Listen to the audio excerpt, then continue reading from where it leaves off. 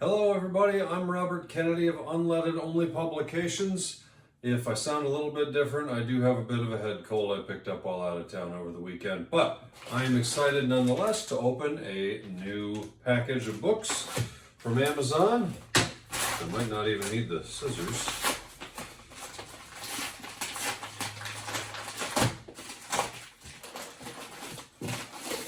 As expected, these are my new and unauthorized future driver's guide to muscle cars. I'll pop it up here on the side and thought I would read a few pages to you. We'll go a little ways in here. How about page 10? I've already established the start of the muscle car era here. Camaro and Firebird were legitimate rivals, but neither Ford nor Carroll Shelby were going to let Mustang go down without a fight.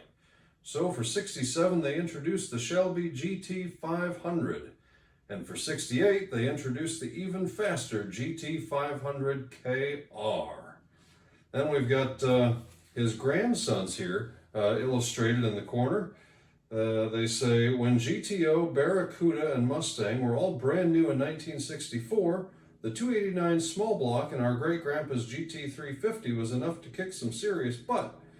But the 428 big blocks in his GT500, GT500KR took things to a whole new level. And we'll go to the very next page, page 11. But while Ford had Carroll Shelby, Chevy had Don Yanko.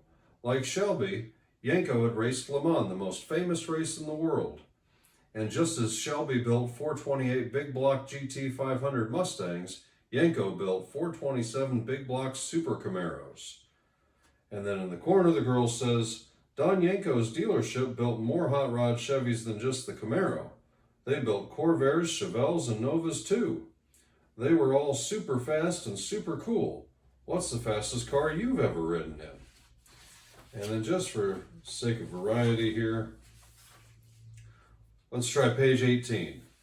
Not wanting to be outdone, Chrysler released the craziest muscle cars ever. The 1969 Charger Daytona and 1970 Roadrunner Superbird. Like Ford's Boss 429 engine, the Daytona and Superbird were built for NASCAR. They were really big and really fast. And in the corner, my own nephews. Hi, we're Camden and Easton. Richard Petty's bright blue number 43 Superbird is so iconic it was immortalized as the king in Disney Pixar's Cars movie. We love that movie. What's your favorite movie? So again, just like the other books in the series, Muscle Cars is taking children through the entirety of the history of muscle cars. Mostly focused in the 60s, but even coming through up to today in modern times. Its follow-up, an unauthorized future driver's guide to sports cars, just launched the other day on Amazon, and as soon as I get my own shipment of those, I'll be doing an unboxing video of that. It's pretty exciting though, especially if your child's interest expands beyond our nation's borders. That will be the first book in the series that actually looks out at worldwide automotive brands. So we're going to be tackling Ferrari, Lamborghini, all sorts of stuff, not only from Europe, but also from Japan and the United States as well. Check us out at unleadedonlypublications.com, and we'll see you next time.